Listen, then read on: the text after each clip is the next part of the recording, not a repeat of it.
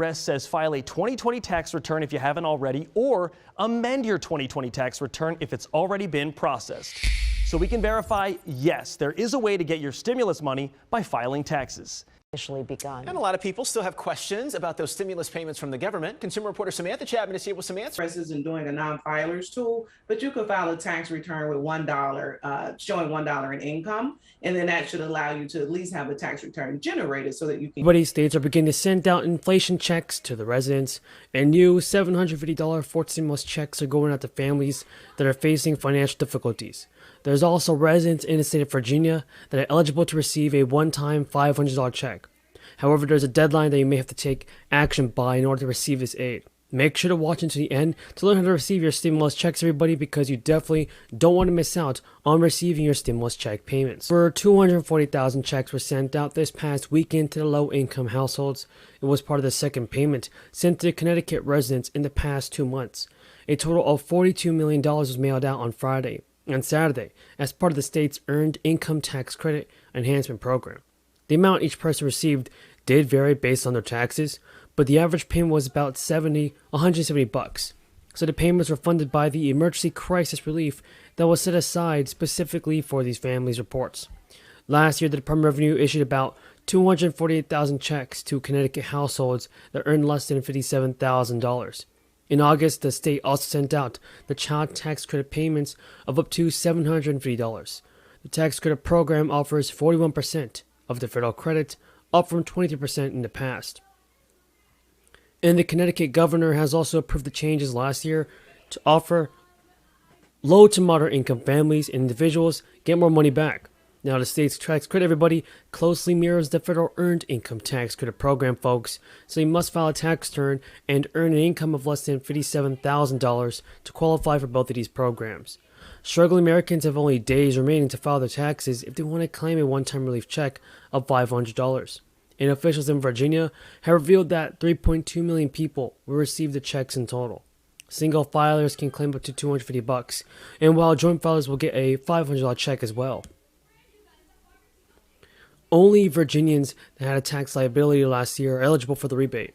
But everybody, officials have warned that the deadline to file tax. Madam Speaker, I rise today to celebrate a win for American farmers, ranchers, and agriculture producers.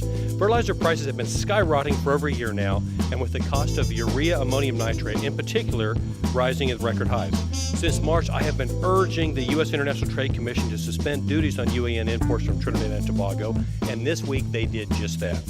On July 18th, the U.S. International Trade Commission rejected imposing final duties on urea ammonium nitrate, UAN, in its determination that anti-dumping activities surrounding UAN fertilizers in Trinidad and Tobago did not harm the U.S. fertilizer industry. With this determination, the ITC has finally responded to my 3 letters dating back to March, the legislation that I introduced in that same month, and my testimony before them. The progressive wing of the Democratic Party, as well as Chuck Schumer and Warnock, who faces a tough re-election bid this fall, were among those pushing for Biden to forgive $50,000 per borrower. Throughout the public and private pressure campaign, the White House has touted its efforts to help with student loan debt through its work with the public service, loan forgiveness, and the income-driven repayment programs. Shocking news, everybody. President Biden will be announcing his brand new plan to help millions of Americans financially. Lawmakers in the House and Senate are now meeting to discuss the future stimulus package. Some GOP lawmakers are insistent that this relief be more targeted. And now, here's some exciting news.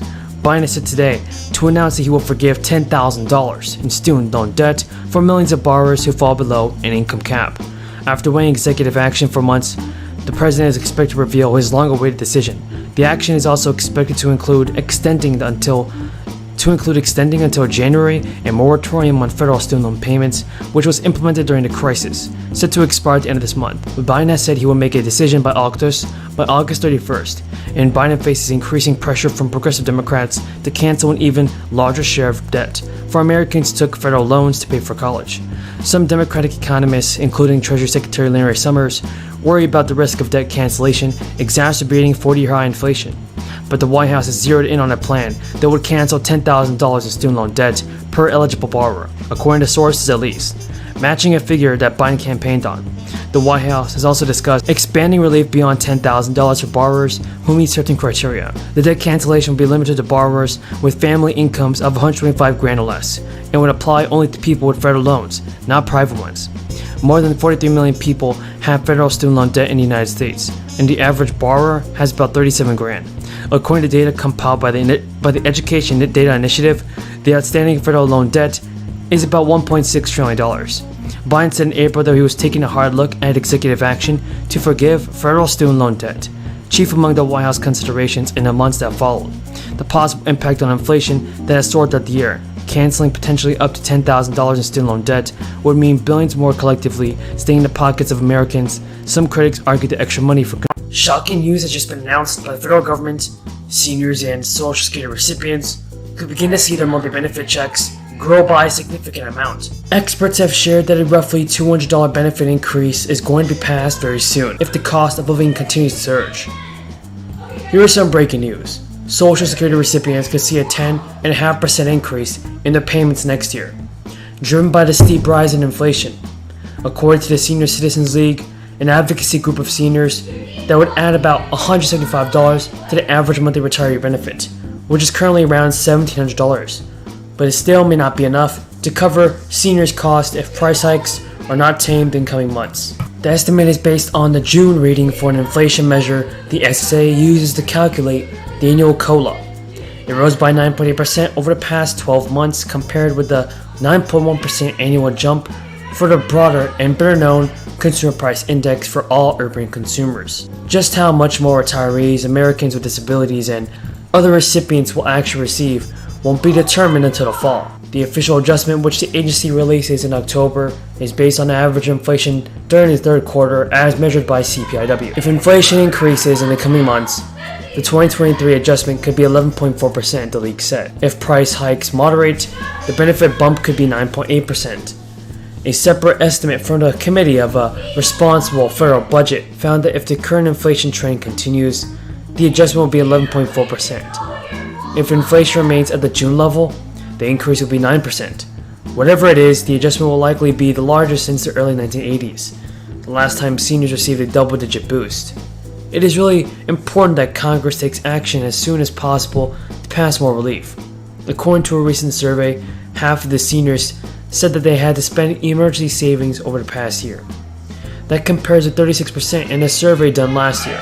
Democratic Representative AOC and other members of the squad of progressive Democratic lawmakers are continuing to pressure Biden into passing a new executive order that would eliminate all student loan debt for eligible Americans. Ocasio-Cortez shared in a Twitter spot that canceling student loan debt is one of the few rare opportunities that Biden has to go big without the Senate. He needs to take it. Andy, he did an excellent job. You know, public speaking is very difficult, but you hope that at the end of your presentation that you not only share something that people may not know and in that way teach them, but that you help them to feel something.